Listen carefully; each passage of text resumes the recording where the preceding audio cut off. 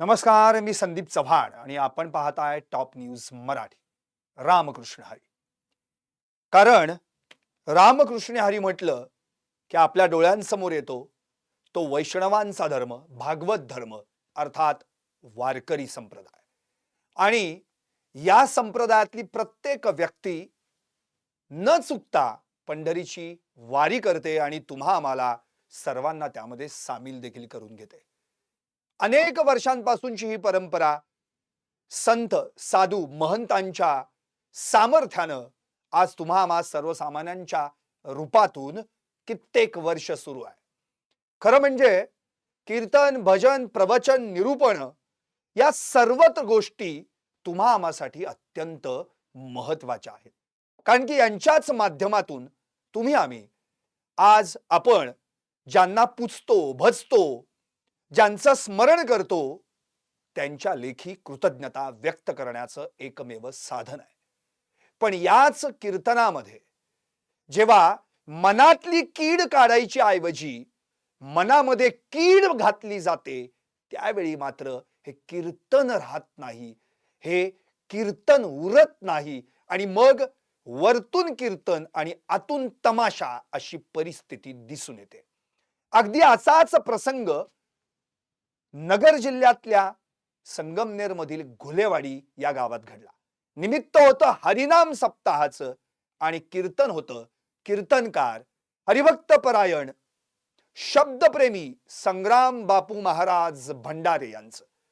पण त्या ठिकाणी वारकरी संप्रदायातल्या शब्दांचा भंडारा उधळण्याऐवजी त्यांनी त्या ठिकाणी जे काही शब्द उधळले त्या शब्दांमुळे अनेकांची मन दुखली आणि त्यानंतर तर त्यांनी जे काही बरळले ते ऐकून मात्र महाराष्ट्र देखील काही क्षण अवाक झाला.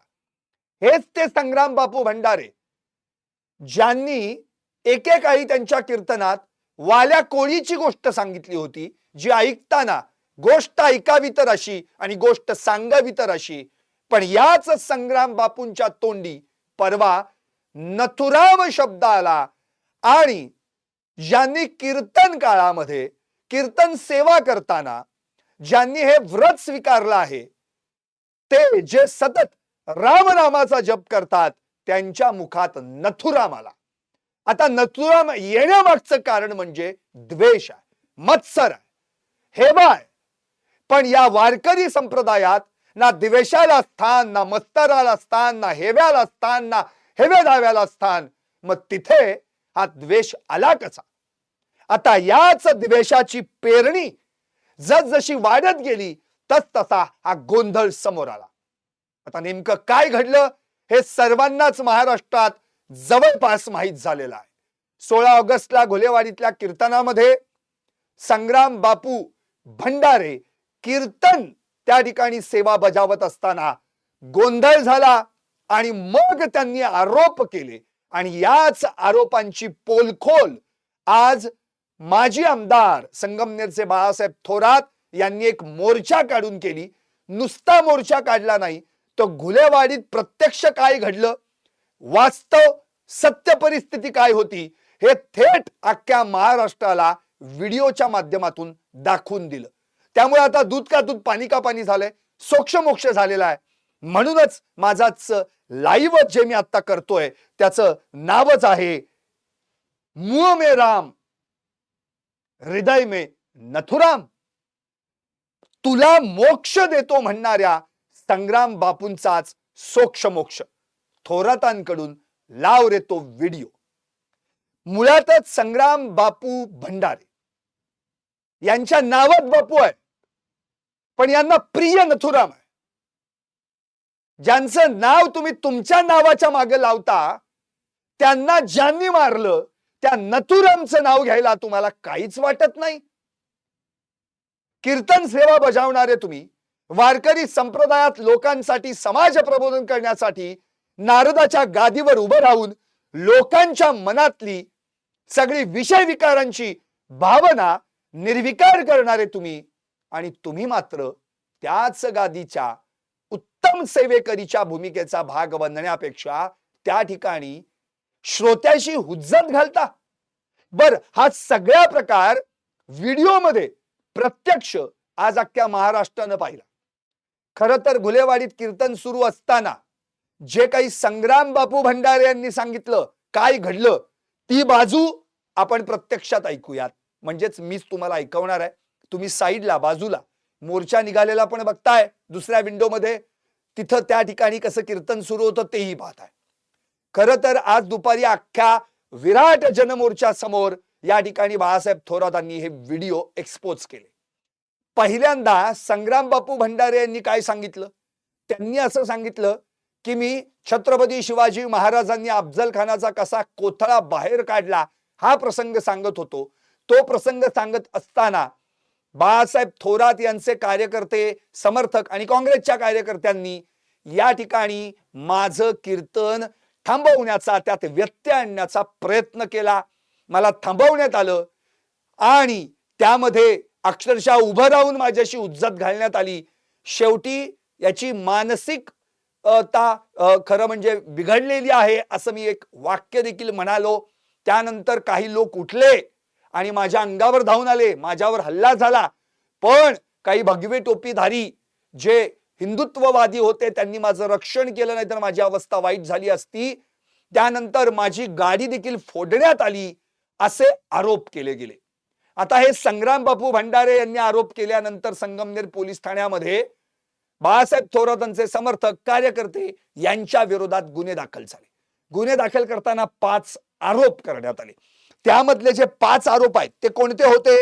संग्राम भंडारे यांच्या गाडीच्या काचा फोडल्या, संग्राम भंडारे वादग्रस्त बोलले नाहीत, राज्यघटनेच्या मूलभूत तत्वांना धक्का बसेल असे काहीही वक्तव्य त्यांनी केले नाही, तरी देखील कीर्तनात व्यत्यय आणण्यात आला. छत्रपती शिवरायांवर बोलत असताना थोरातांच्या कार्यकर्त्यांनी कीर्तनात वारंवार व्यत्यय आणला.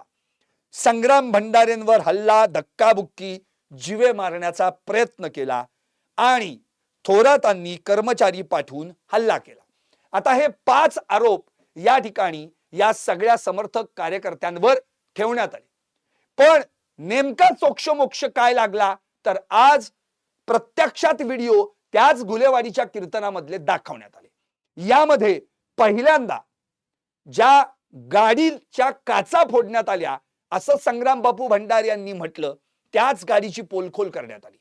खरं तर ही गाडी गुलेवाडीत 16 तारखेला नव्हतीच. मुळातच ही गाडी 10 तारखेला, 11 तारखेला, 16 तारखेला आणि 17 तारखेला कुठं होती हेच प्रत्यक्षात व्हिडिओद्वारे दाखवण्यात आलं. यामध्ये निलेश गायकवाड, ज्या निलेश बाळासाहेब थोरातांच्या त्या ठिकाणी निकटवर्तीयावर गुन्हा दाखल झालेला आहे, त्यांच्या पत्नी ॲडव्होकेट आहेत प्रियांका गायकवाड, यांनी माहितीच्या अधिकारातून हे व्हिडिओज मिळवले, फुटेज मिळवलं आणि मग एकामागून एक असे लाव रे ते व्हिडिओ म्हणत व्हिडिओ दाखवण्यात आले. त्यामध्ये 10 तारखेला काय घडलं? रविवार होता, 10 ऑगस्ट रोजी हिवरगाव पावसा टोल नाक्यावरील फुटेज आहे. ते फुटेज दाखवण्यात आलं. रात्री 1 वाजता ही गाडी त्या ठिकाणी दिसून आली. ती गाडी बघितल्यानंतर त्या गाडीची आधीच थोडपोड झाल्याचं दिसतंय, तिचं आधीच नुकसान झाल्याचं दिसतंय. सोमवारी 11 ऑगस्ट रोजी साळकेवाडी टोल नाक्यावरील रात्रीचं फुटेज दाखवण्यात आलं. त्यामध्ये दस्तूर खुद्द संग्राम बापू ही गाडी चालवताना दिसत आहेत. नंतर सोमवारी 11 ऑगस्ट रोजी हिवरगाव पावसा टोल नाक्यावरील फुटेज दाखवण्यात आलं. त्या ठिकाणी देखील महाराज गाडी चालवताना दिसत आहेत. नंतर 16 तारीख डायरेक्ट 16 ऑगस्ट रोजी भंडारे कीर्तन स्थळी आले, पण त्या गाडीने नव्हे, दुसऱ्याच गाडीने आले. ही गाडी कोणत्या तरी एका अधिकाऱ्याची, जो कृषी खात्यातील आहे, त्याच्या गाडीतून भंडारे आल्याचं त्या ठिकाणी दिसून आलं. ती दुसरी गाडी होती. कीर्तन सेवा संपल्यानंतर भंडारे ज्या गाडीतून गेले ती तिसरीच गाडी होती. 17 ऑगस्ट रोजी हिवरगाव टोल नाक्यावरील फुटेज, महाराष्ट्र शासनाच्या गाडीत बसून भंडारे जाताना दिसले. आता या सगळ्या प्रकरणात जे गुलेवाडीचं कीर्तन झालं त्यावेळी ज्या गाडीवर हल्ला करण्यात आला असं संग्राम बापूंकडून म्हटलं गेलं. त्या गाडीचा नंबर आहे MH14GS2856. FIR मध्ये तो नमूद आहे. ही गाडी त्या दिवशी घुलेवाडीला नव्हतीच. मग गाडी होती कुठे? मग जर गाडी घुलेवाडीत नसेलच तर मग भंडाऱ्यांच्या गाडीवर हल्ला झाला असं कसं काय म्हणता येईल? त्यामुळं हा पहिला आरोप या ठिकाणी या व्हिडिओद्वारे बाळासाहेब थोरात आणि त्यांच्या समर्थकांनी खोडून काढला. नंतर असं म्हटलं गेलं की छत्रपती शिवरायांनी अफजल खानाचा कोथळा कसा बाहेर काढला तो प्रसंग सांगत असताना, हिंदुत्व या विषयावरची भूमिका मांडत असतानाच मला आढळण्यात आलं, व्यत्यय कीर्तनामध्ये आणला गेला.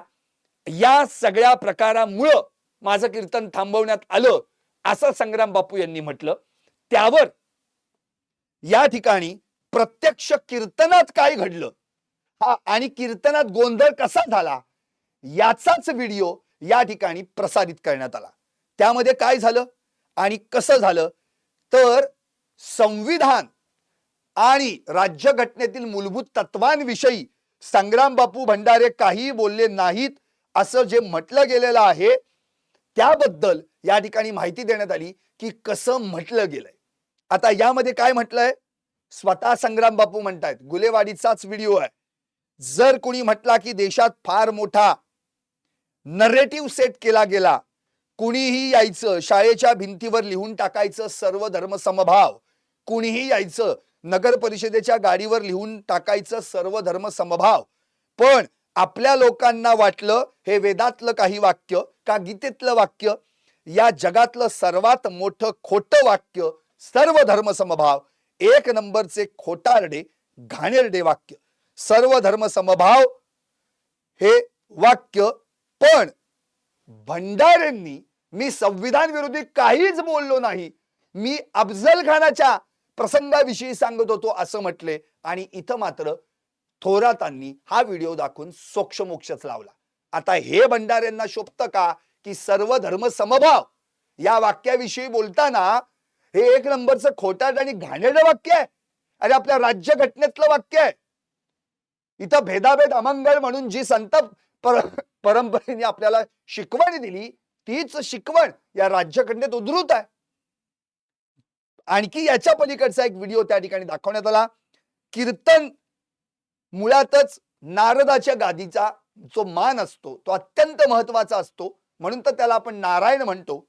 पण याच गादीवरून खाली उतरून संग्राम बापू भंडारे त्या ठिकाणी तत्सम एका व्यक्तीच्या पाया पडताना दिसले, त्यांची बसण्याची वगैरे सोय करताना दिसले. हा धर्माचा अपमान नाही का असा सवाल बाळासाहेब थोरात आणि त्यांच्या समर्थकांनी केला. आणि आता मूळ विषयाला हात घालतो, तो म्हणजे कीर्तनात नेमका गोंधळ जो झाला तो प्रसंग काय होता, त्या प्रसंगामध्ये नेमकं काय म्हटलं गेलं. या ठिकाणी संग्राम बापू भंडारे म्हणतायत अफजल खानाच्या कोथळा बाहेर काढल्याचा प्रसंग मी सांगत होतो, पण इथं प्रत्यक्षात काय घडलं हे सगळ्यांनी आपण टीव्हीवर ऐकलंय आणि पाहिलंय सुद्धा. आता यातली वाक्य मी सांगतो. या ठिकाणी निलेश गायकवाड नावाची जी व्यक्ती आहे, बाळासाहेब थोरात यांची निकटवर्तीय, त्या ठिकाणी या कीर्तनाला उपस्थित होती. बाळासाहेब थोरात म्हणाले की आम्ही स्वतःहून कुणालाही मेसेज करून वगैरे जावा आणि तिथं गोंधळ घाला असं सांगितलेलं नाही. कीर्तन आहे, कीर्तनाला लोक जातात, त्यांनी जावं, चांगला लाभ घ्यावा त्याचा, आम्हाला काय माहिती इथं असं होणार आहे म्हणून मेसेज झाले.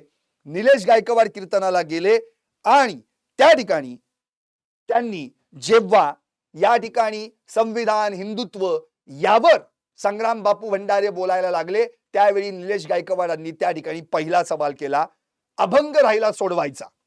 त्यावर भंडारे म्हणाले, कोण म्हटलं, कोण म्हटलं, किती वाजले, 11 पर्यंत दम काढ, तुला मोक्षच देणार 11ला.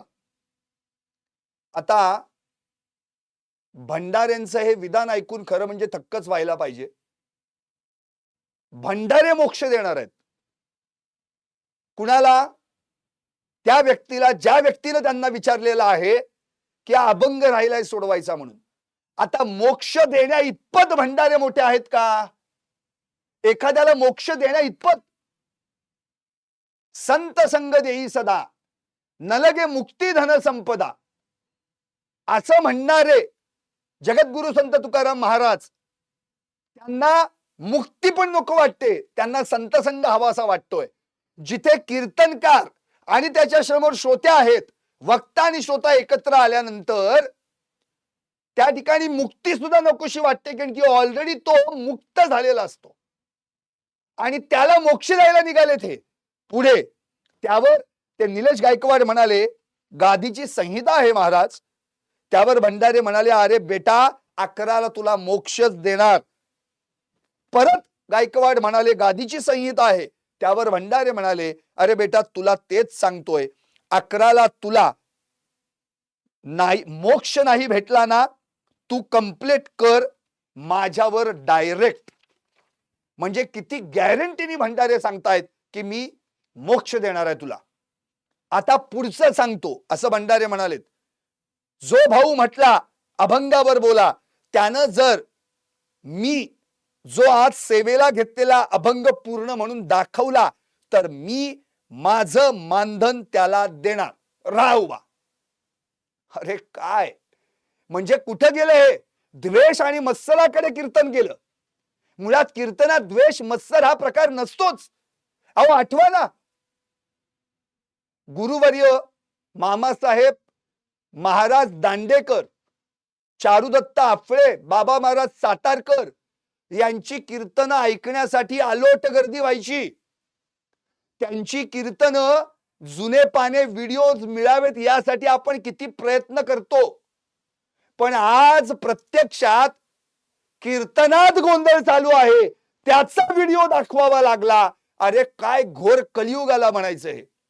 म्हणजे ज्या वारकरी व्यासपीठावर कीर्तन रंगतय ते बघायला गाव गोळा होतो, ते ऐकायला गाव गोळा होतो, त्या कीर्तनात कसा गोंधळ झालाय हे बघायला आज अख्खा मोर्चा रस्त्यावर उतरला. म्हणजे काय परिस्थिती आली. जिथं गोंधळच शिल्लक राहत नाही त्याला म्हणतात कीर्तन. अशा कीर्तनात गोंधळ घातला जातो. आता याच्या आपल्याकडे म्हणायचं काय? आता महाराजांची गाडी घसरली, आता देहबुद्धी जागृत झाली आणि आत्मबुद्धी बाजूला गेली. आता काय झालं बघा, आपण पूर्ण अभंग म्हणून दाखवा. आता यावेळी तो निलेश गायकवाड खाली बसलेला आहे. गर्दीतून त्या पोराला ठोका असे काहीतरी आवाज येत आहे. मग भंडारे, ऐका ऐका, कीर्तन मी करणार आहे, कीर्तन तुम्ही नका करू. अभंग मी जो घेतलाय तो तुमचा पाठ आहे की नाही एवढंच उत्तर द्या. आता कीर्तन करू नका. निलेश गायकवाड मग उभा राहिला.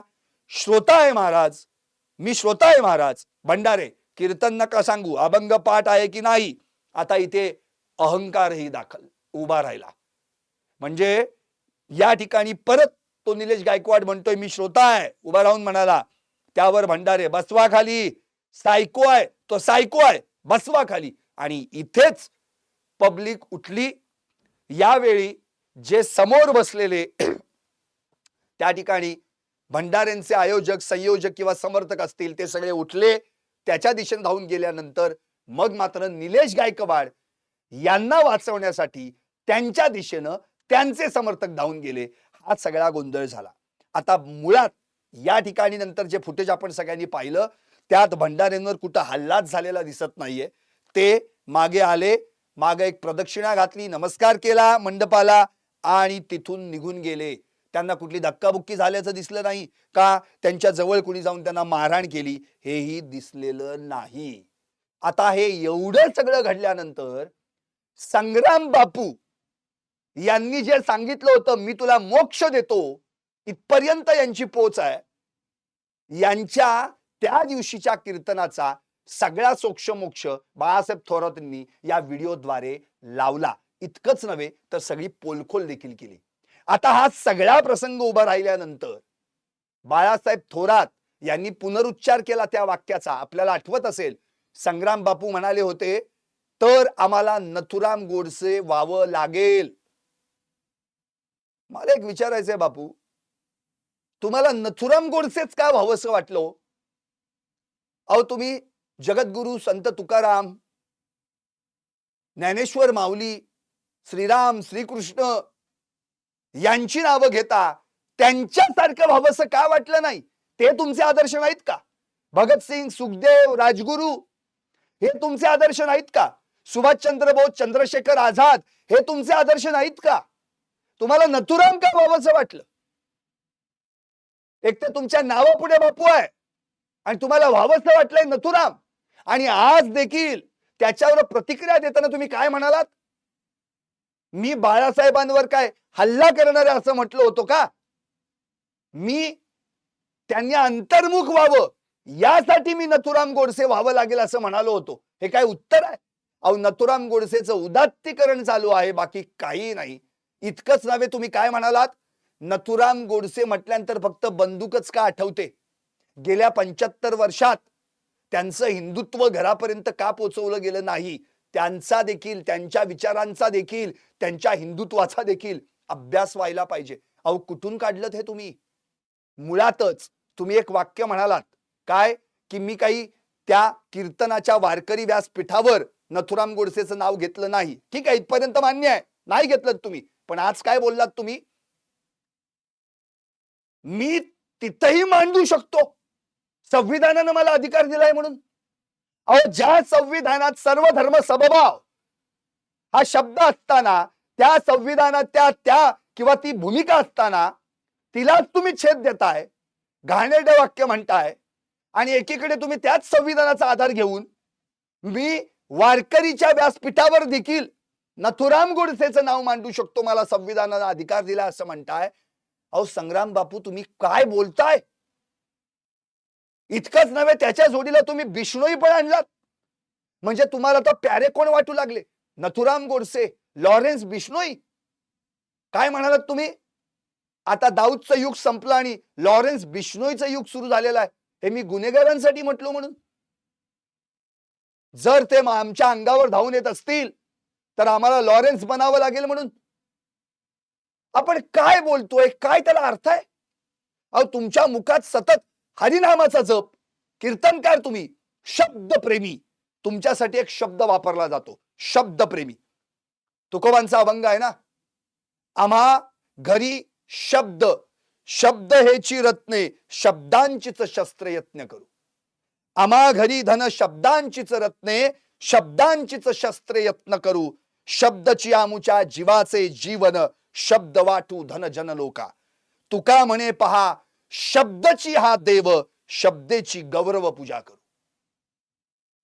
अहो, एक शब्द काय करू शकतो याचं उत्तर तुम्हालाही माहिती आहे. काय गरज होती त्याला सायको म्हणायची? कशासाठी? व्यासपीठ कुठलं? तुम्ही काय करताय? तिथे हिंदुत्वाचा संबंध येतो कुठे? अहो, मानव ही जात आणि मानवता हा धर्म. वैष्णवांचा विष्णुमय धर्म म्हणतो आपण. विष्णुमय जग, वैष्णवांचा धर्म. भेदा अमंगळ आहे. मग अशा ठिकाणी तुम्ही जात पात धर्म ही गोष्ट आणता कुठून? आणि कशासाठी हे पाहिजे सगळं? याच्यातनं जर तुम्हाला तुमचे राजकीय अजेंडे पुरवायचेच होते, मग तो व्यासपीठ ते व्यासपीठ कशाला पाहिजे? म्हणजे हातात टाळ, चिपळ्या, गळ्यात विणा कशाला हवी? काढा ती उतरवा वस्त्र आणि राजकीय टोपी घाला, राजकीय सदरे चढवा अंगावर आणि खुशाल सभा ठोका ना. या तुमच्या या अशा वागण्यांमुळे ना, आपण मुळात समाजात काय पेरायला चाललोय, समाज प्रबोधन करायला चाललोय, एकी घडवायची आहे तुम्हाला का दुफळी वाजवायची आहे? कशासाठी? म्हणजे मला कळलंच नाही. अमुक तमुक याची नावं घ्या, हे ते कशाला पाहिजे? अहो, मुळातच नारदाची गादी ती सन्मान. तुम्ही जेव्हा कीर्तन सुरू करता तेव्हा तुमच्याकडे पाहताना तुमच्या पाया पडले पाहिजेत ना लोक. नारद म्हणून प्रत्यक्षात तिथे आहे ना कीर्तनाला. तुम्हीच जाताय दुसरीकडे कुणाच्या तरी पाया पडायला आणि त्यांना बसवायला. अहो, आपल्याला जे दिलंय ना त्याचं भान राखता आलं पाहिजे. तुमच्याकडनं ही अपेक्षा नव्हती संग्राम बापू. तरुण कीर्तनकार म्हणून, एक चांगला उत्तम कीर्तनकार म्हणून जेव्हा तुम्ही सुरुवात केलीत ना, त्यावेळी कीर्तन ऐकण्यासाठी लोक उत्सुक होती. आज तुमच्या मुखातून कीर्तन कमी आणि हिंदुत्वाबद्दल जास्त बोललं जात आहे. कशासाठी या सगळ्या गोष्टी? हे ऐकायला नाही आलेत श्रोते तुमचं. ते ऐकायला कशासाठी आलेत? तुम्हाला स्पष्ट माहिती आहे, संसार प्रपंचा पलीकडे परमार्थ आहे. तो परमार्थ त्यांना प्राप्त व्हावा यासाठी आलेले आहेत. तुकारामांची अभंग गाथा, ज्ञानेश्वरी, भागवत, एकनाथांची भागवत गाथा, अहो हे सगळं आम्हाला त्यातनं मिळावं, त्या ओव्यांवर निरूपण व्हावं, कीर्तन व्हावीत, ओवी फुटावी आणि त्यातून आम्हाला रस प्राप्त व्हावा, गाभा प्राप्त व्हावा, यासाठी आलेले असतात हो. आणि तुम्ही काय पेरताय? असो, या सगळ्या गोष्टींवर सगळ्यात महत्वाचा मुद्दा हाच की तुम्ही आज देखील नथुरामाचं उदात्तीकरण केलं. परवा तर बोललातच, पण आजही नथुरामाचं उदात्तीकरण केलं. कशासाठी आणि ह्याच्यातनं तुम्ही मिळवणार काय आहात? या सगळ्या गोष्टींवर खरं तर तुम्ही एक वाक्य उच्चारलं, कीर्तनकारांवर हल्ले होत असतील तर ही धोक्याची घंटा आहे. अहो हल्ला झालाच नाही, कशाला घंटा बडवताय? हल्ला झाला असता तर तुम्ही ज्या दृष्टिकोनातून बोलताय तो दृष्टिकोन नसता तुमचा, तुम्ही आज ऍडमिट असता कुठेतरी, उपचार घेत असता, पण तुम्ही सरळ सोट परत नथुरामाबद्दल उदात्तीकरण करण्यासारखं बोलताय. कीर्तनकाराच्या तोंडी गुंडाची भाषा शोभते का? जी तुम्ही नावं घेतली ती काय आहेत आणि कशासाठी हा सगळा उद्योग? खरं तर मला आता अगदी जाता सगळ्यात महत्वाचा मुद्दा तुमच्या समोर मांडायचा आहे. तो अतिशय महत्वाचा आहे, कारण की तुम्ही कीर्तनकार आहात. मी तुमच्या एवढं मला ज्ञान नाही, मी अल्पबुद्धी पण नाही, त्याच्याही पेक्षा कमी आहे. पण मला इतकंच म्हणायचं आहे की जे काही दोन्ही बाजू आत्ता समोरासमोर आल्या, त्या बाजूवरून तरी असं दिसतंय संग्राम बापू की तुम्ही पहिल्यांदा आपल्या वाचेवर ताबा ठेवणं अत्यंत गरजेचं आहे. ती वाचा दिलीये कशासाठी? काया वाचा मने चित्ते, कशासाठी?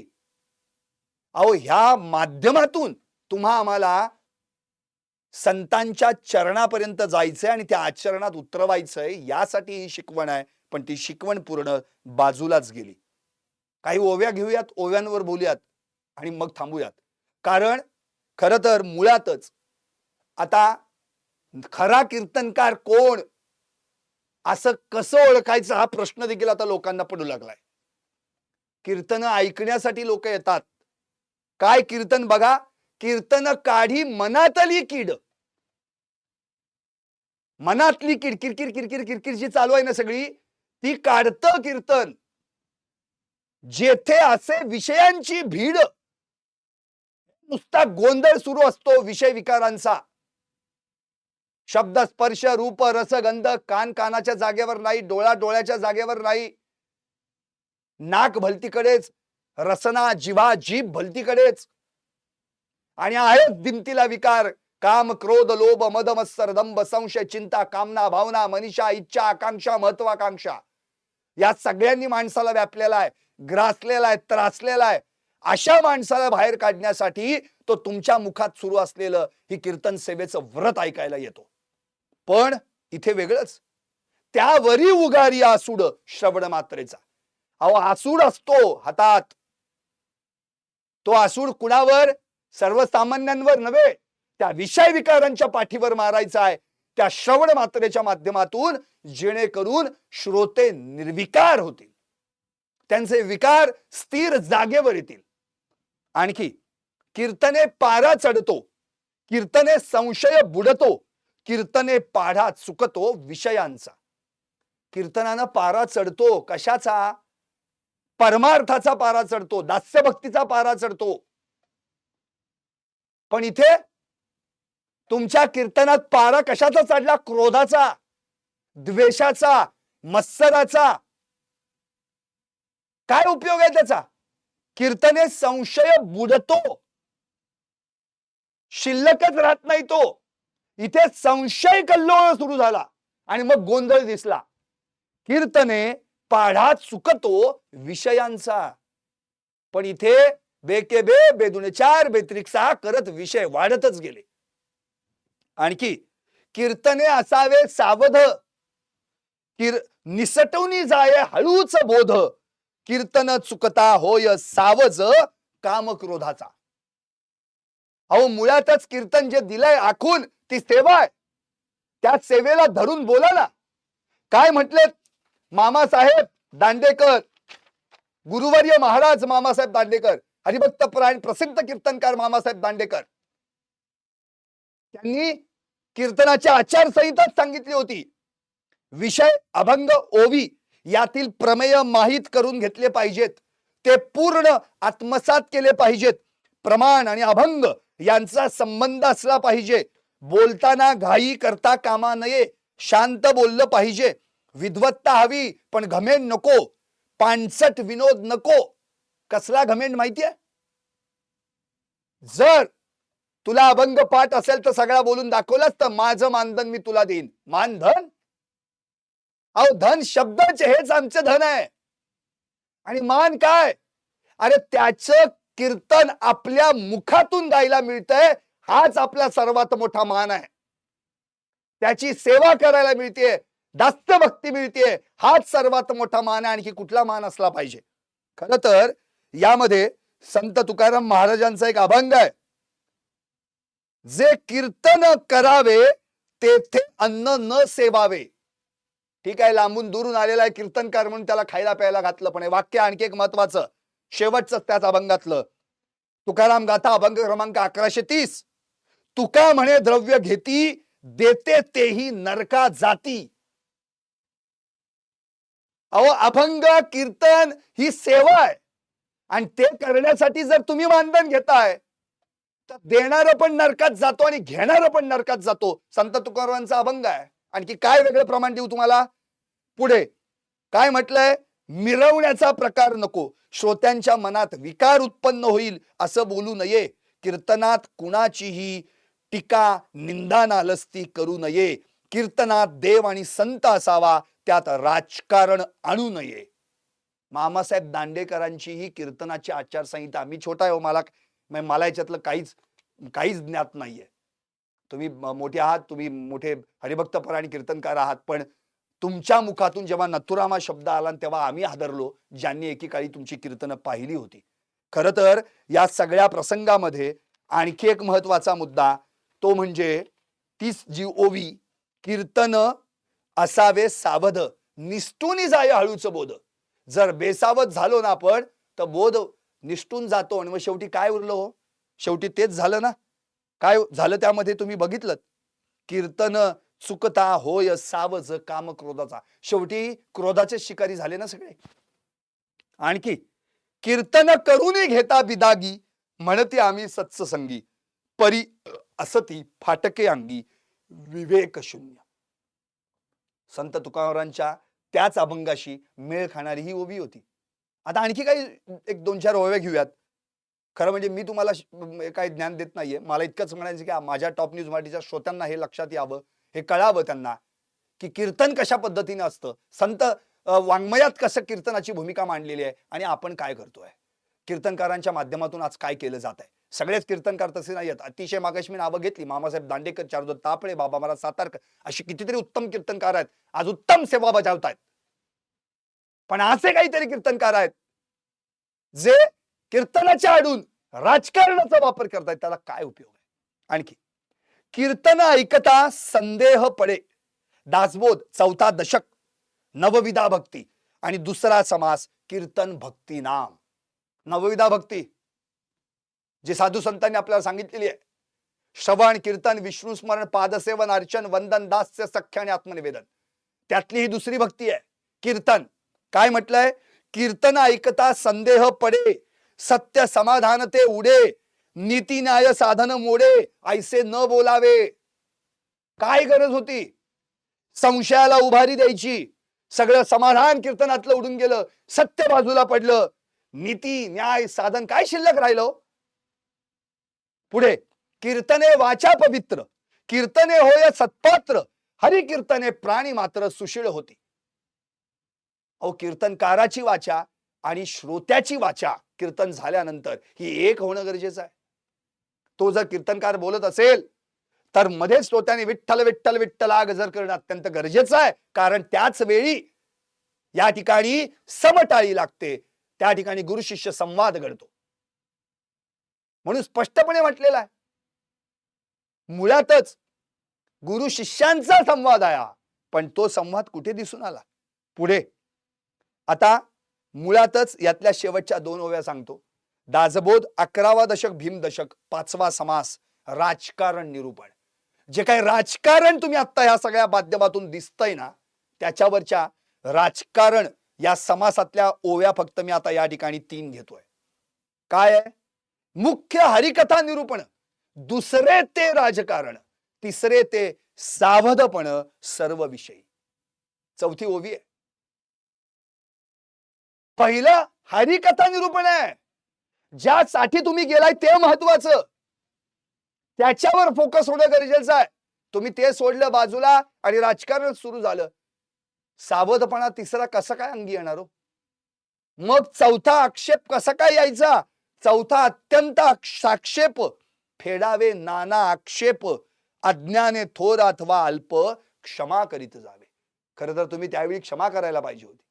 अभंग सोडवायचा असं जेव्हा विचारल्यानंतर तेव्हा तुम्ही म्हणायला पाहिजे होतं, होय अभंगावर आपण येऊयात, हा एक दाखला देतो आणि अभंगाकडे वळू. पण तुम्ही द्वेष आणि मत्सराला जवळ केलं. साहजिकच आहे, सर्वसामान्य माणसाकडे दुसरं काय असणार आहे, तरी तो बोलताना नम्र होऊन बोलतोय. मी श्रोता आहे, कीर्तनकार नाहीये महाराज. पण नाही, तुम्ही त्यावेळी तुमचा पारा क्रोधाचा चढला होता. शेवटी राजकारण बहुत करावे, परंतु ते कळेची नेदावे. कुठलं राजकारण? मुत्सद्देगिरी कुठली? वारकरी या व्यासपीठावर, वारकरी संप्रदायातल्या या व्यासपीठावर राजकारणाचा काय संबंध? इथे राजकारण येतो कुठे? राजकारण काय हवं इथे? प्रत्येक श्रोता शेवटच्या क्षणापर्यंत या कीर्तनाशी एकरूप कसा राहील, यासाठी मी कसा अभंग गाईन, तो अभंग कसा सोडवेन, यासाठी मी प्रयत्न केले पाहिजेत. हे राजकारण करता आलं असतं, पण नाही. परपिढेवर नसावे अंतःकरण. दुसऱ्याला आपल्याकडून त्रास होईल, अंतःकरण दुखावेल असं वागू नये, बोलू नये. अहो, तुम्ही कितीतरी ओव्या आतापर्यंत लोकांपर्यंत गायल्यात, अभंगाच्या माध्यमातून मांडल्यात, पण आज आम्हाला तुम्हाला ऐकवाव्या लागतात. हे आमचं दुर्दैव आहे. याच्या पुढे बोलणार काय? खरं तर मला फक्त इतकंच म्हणायचंय, तुम्ही नथुराम व्हायला निघालाय ना, मग तिकडे तर बाळासाहेब थोरात म्हणालेत, मी काय महात्मा गांधी नाही, पण जर नथुराम बनून माझ्या समोर कुणी येणार असेलच, तर मात्र मी माझ्या तत्वांसाठी आणि विचारांसाठी मरण पत्करायला तयार आहे. का गरज आहे? अहो, नथू गाळा, राम बनाना.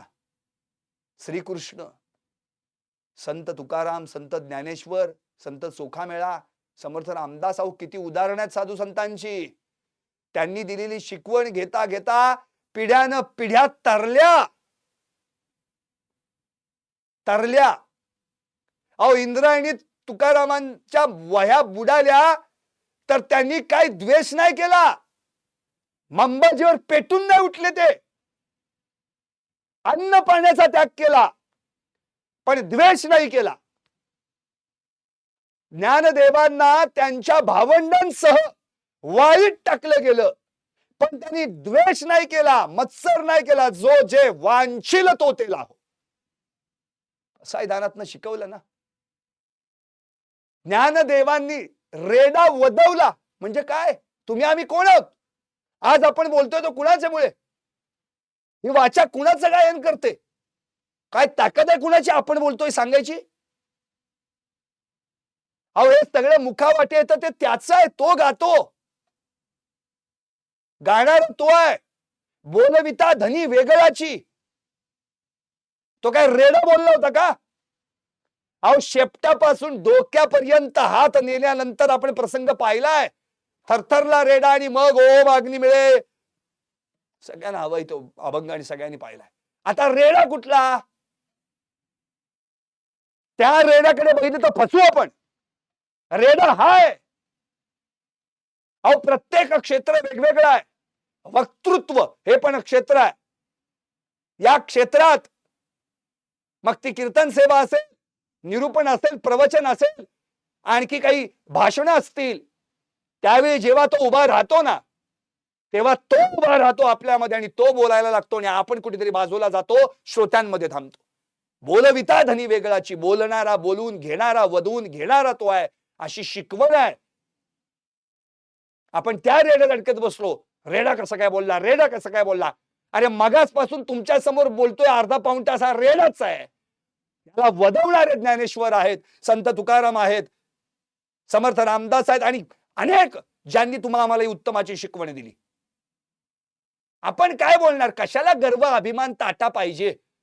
मी छान बोलतो आणि मला मस्त येतं आणि माझं वक्तृत्व आणि मला बघायला लोक येतात आणि मला ऐकायला लोक येतात. काय झालं? जे तुम्हाला ऐकायला आले त्यांनाच त्या ठिकाणी जावं लागलं, परत उठून जाऊ लागले. का तर मी अहंकार, अहंकाराचा वारा न लगे विष्णुदासा. पण आपण काय करतोय? या अहंकाराच्या लाटेवर स्वार होऊन आपण पुन्हा एकदा देहबुद्धीकडे वळतोय. आत्मबुद्धी तर बाजूलाच राहते. हे आत्मज्ञान या सर्वांनी जे तुम्हाला आम्हाला दिले, जे का रंजले गांजले त्याची म्हणे जो आपुले, या सगळ्यांना एकत्र करणारा देव आहे ना. यत्न तेथेची जाणार, तो प्रयत्न आपल्याकडनं व्हायला पाहिजे. पण तो प्रयत्न काही आपल्याकडनं होत नाही. ज्ञानदेवांनी भिंत चालवली. अरे कुठली भिंत? ही भिंत चालवली जी पडीक झाली होती. अक्षरशः त्या भिंतीला म्हणजे एक जरा जरी कोणी ठोकर मारली तरी ती खाली पडली असती, पडलीच. संसार प्रपंचात तुम्ही आम्ही वेळोवेळी ठेचा खाल्ल्या. प्रत्येक वेळी कधी कामानं ठेच मारली, कधी क्रोधानं ठोकर मारली, कधी लोभानं ठोकर मारली. सगळ्या विषय विकारांनी तुमची आमची भिंत पूर्ण क्षीण करून टाकली. अशा भिंतीमध्ये देखील जेव्हा संतांची वचनं भिंतात ना, तेव्हा ती भिंत चालते. आज तुम्ही आम्ही त्याच्या कृपेवर चालतो, बोलतो, खातो, पितो, झोपतो, उठतो, बसतो, सगळं करतो. उद्या तोच अंतरात्मा गेल्यानंतर काय राहिलं? शून्य. शून्य राहिलं. शेवटी एका रथात बसून बसून नाही, झोपून नेलं जातं आपल्याला 4 खांदेकरांच्या. तो रथ सगळ्यांनाच प्राप्त होतो. तेव्हा ना जमिनीवर असतो ना आभाळात असतो, असतो तो मधल्यामध्ये. म्हणून ही सलोकता, समीपता, स्वरूपता या सगळ्या बाजूला पाडून सायुज्यतेकडे वळण्याची संधी कीर्तनकारांच्या माध्यमातून आमच्या सारख्या सर्वसामान्यांना प्राप्त होत असते. आणि अशा वेळी जर अशी वाक्य, असे नाव तुमच्या मुखात येत असेल तर आम्ही काय म्हणावं त्याला आणि काय करावं त्याला? खरंच संग्राम बापू, तुम्हाला विनंती आहे, तुमचं वाक्य विधान मागे घ्या. नथुराम बनू नका. एक वेळ तुम्ही काहीच नाही बनलात तरी चालेल, आहे तेच राहा, पण नथुराम बनू नका. कारण की तुम्ही नथुराम बनलात ना, की पुन्हा तुमचाच आदर्श घेऊन तुमच्या वाटेवर चालणारे शेकडो नथुराम परत तयार होतील. तुम्ही लॉरेन्स बिश्नोई बनलात की आणखी लॉरेन्स बिश्नोई तयार होतील. आम्हाला हे नकोयत. आम्हाला हे नकोयत. आम्हाला अहिंसा, परमो धर्म हा हे मानणारे हवेत. आज जग युद्धाच्या उंबरठ्यावर आहे. अनेक देशांमध्ये युद्ध सुरू आहेत. काही दिवसांपूर्वी आपण देखील त्याची झळ सोसलेली आहे. आपण मुळातच वारकरी संप्रदायाची शिकवण ही अहिंसा आहे, दया आहे, क्षमा आहे, शांती आहे. अहो एकमेव परमेश्वर विठ्ठल, ज्याचं स्वरूप जो निशस्त्र आहे. बाकी प्रत्येकाच्या हातात काही ना काहीतरी आहे. श्रीराम धनुर्धारी आहे, श्रीकृष्णाच्या हातात सुदर्शन चक्र आहे, बघा तुम्ही. पण विठ्ठल त्याच्या डोळ्यांवर भाव दयेचा, प्रेमळ भाव तुम्हासाठी, चोखा मेळासाठी पण तोच धावून जातो. संत रोहिदांचा दासासाठी तोच धावून जातो. गोरा कुंभारासाठी तोच धावून जातो. आणि तुम्हासारख्या चिल्लर किरकोळ सर्वसामान्य किडामुंग्यांसाठी देखील तोच धावून येतो. आणि अशा वेळी मात्र आपण त्याच्या पांडुरंगाचा धावा करत असताना जर या नको त्यांच्या धावा काढत असू तर उपयोग काय? जाता जाता मला इतकंच म्हणायचं, जी नेहमी आपण, हे काय माझं कीर्तन नव्हे, पण ही तन मनातली कीड काढण्याचं एक व्यासपीठ जे तुम्हाला उपलब्ध करून दिलंय, त्याचा उत्तम सदुपयोग करा. दुसरं काही करू नका. बोला पुंडलिक वरदे श्री हरी विठ्ठल. ज्ञानदेव तुकाराम माऊली ज्ञानेश्वर महाराज की जय. जगद्गुरु तुकाराम महाराज की जय. सब संतन की जय. पंढरीनाथ भगवान की जय. विठ्ठल विठ्ठल विठ्ठल विठ्ठल विठ्ठल.